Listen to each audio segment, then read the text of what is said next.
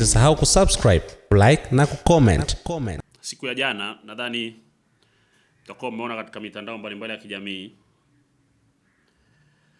mtu mmoja akijitambulisha kwa majina ya Shabani Ali Mchezo, akidai kwamba yeye ndiye mwenyekiti wa jimbo la Kibaha Vijijini.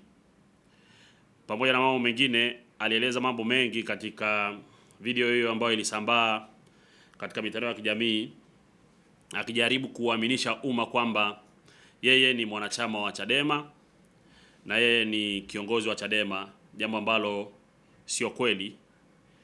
Na aliyekuwa akionekana pichani au katika video mjongeo, majina yake anaitwa Mohamed Ngozi, ambaye kwa taarifa tulizokuwa nazo sio mwanachama wa Chadema, lakini ni mwanachama wa chama cha NCCR Mageuzi, na aligombea udiwani kupitia chama hicho mwaka 2025.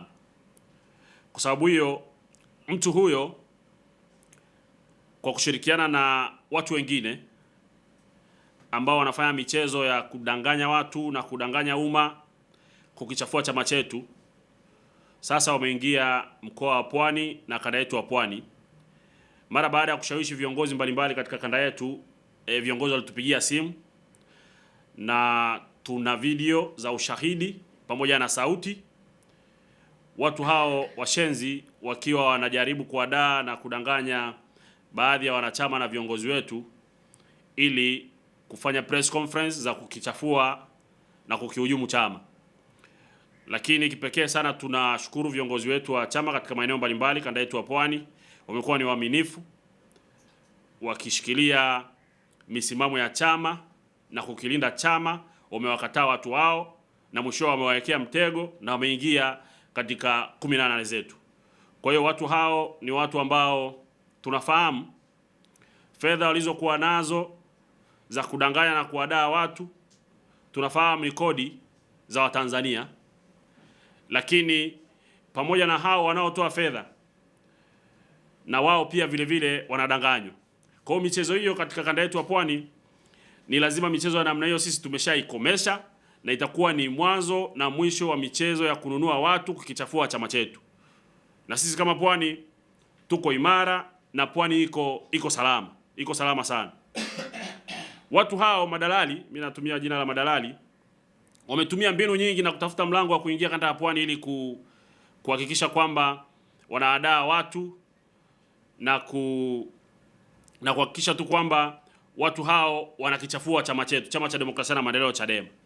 Mara baada ya kuona milango ya kukichafua chama kanda yetu ya Pwani, wakaona waende mitaani na kuokota watu. Wakikutana na mtu yoyote, wanamvalisha sare za Chadema na wanamshawishi ajinasibishe kwamba ni kiongozi wa Chadema. Jambo ambalo sisi tumeshtuka, na sio Pwani tu peke yake, na maeneo mengine mengi wamefanya hivyo, kwa sababu wanachama wa Chadema pamoja na viongozi wa Chadema hawako tayari kutumika kwa ajili ya kukichafua chama chao, kwa sababu wanajua chama chao ni kisafi. Lakini wameenda mbali zaidi, wamekuja na mbinu hizo za kuokota watu barabarani na kuwavisha sare na kuwapo vijifedha. Sasa kabla sijaendelea mbele zaidi, hapa tunaye Shabani Ali Mchezo, ambaye ndiye mwenyekiti wetu halali wa Chama cha Demokrasia na Maendeleo jimbo la Kibaha Vijijini, ambaye mnamuona pichani. Lakini pia amekuja na kadi yake ya mpiga kura ikionyesha majina yake kamili kama ambavyo yanaonekana katika kadi hii. Lakini zaidi ya hiyo, kwa kuwa chama chetu ni chama cha kidijitali, katika mfumo wetu wa Chadema Digital unaonyesha kwamba Shabani Ali Mchezo na namba ya wanachama CDME 26667, na picha yake sio hiyo ambayo inaonekana katika mitandao ya kijamii.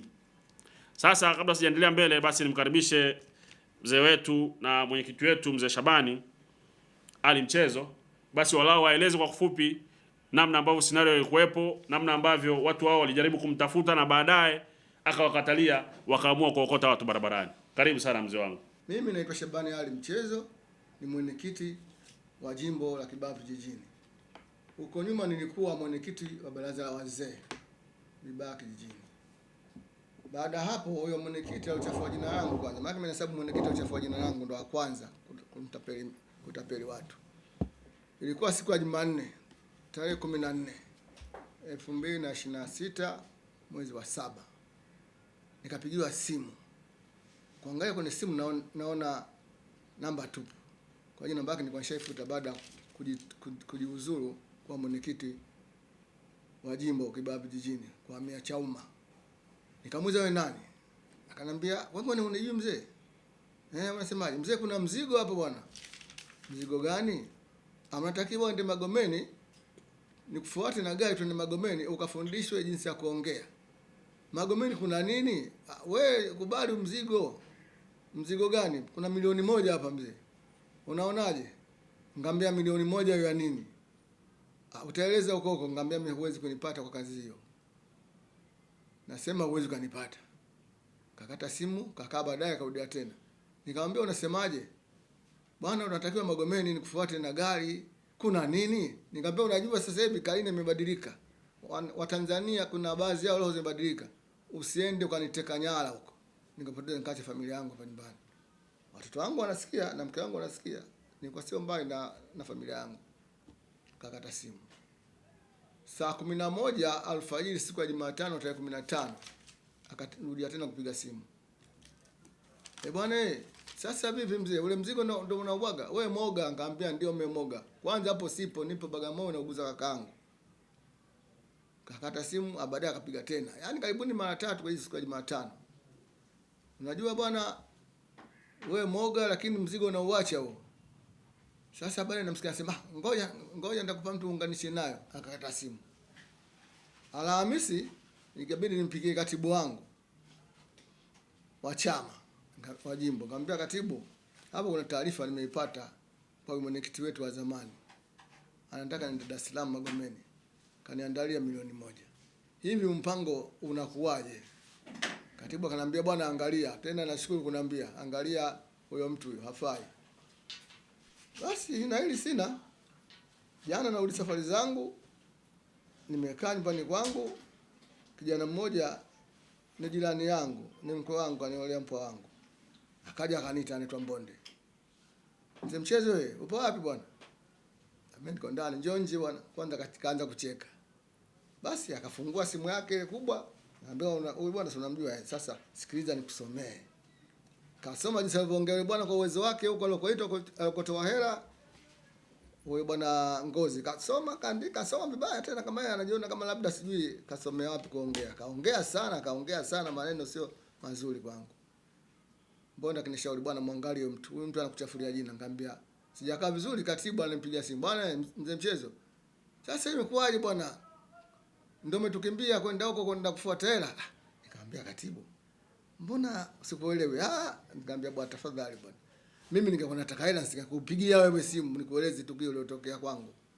"Sawa bwana lakini basi bwana tuyaache."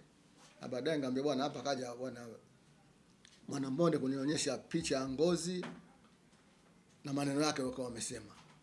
Hayo ndo mtafaruku uliotokea kwenye jina langu. Kachafua jina langu. Mimi ni mtu mkubwa vikuruti kwangu nakoishi. Na kwenye chama wananifahamu muda mrefu. Nimejiunga na chama 2015. Bado niko kazini. Sikuogopa ajira, lakini kwa ajili watu walikuwa wananiheshimu na mimi kule kazini kwa mwenyekiti wa chama cha wafanyakazi Fibuka pale Dawasa Mlandizi. Basi katibu akaniambia, "Bwana kesho saa 2 uje." Nikamwambia, "Bwana nitakuja Jumamosi." Akaniambia, "Hapana mzee, kopa nauli uje." Sasa akaniambia kama tutakuja mjini. Kufika pale akaniambia, "Bwana tuna safari ya mjini." Nikamwambia, "Poa, hapo ndo safi." Hayo ndo yangu. Agizo langu ninachosema mimi, hawa wote wawili wapatikane washtakiwe. Kuanzia wewe unipigia simu na huyo kwenda kutumia jina langu kwa faida yake na familia yake. Hilo la kwanza. La pili, na ikiomba chama changu huyu alotumia kutangaza jina langu safa na mwenyekiti aliyostaafu, kama hawa watapendekezwa na chama kurudi, mimi chama najiuzuru. Ili kwa wa kwanza kupata habari zetu, tafadhali usisahau kusubscribe, like na kucomment.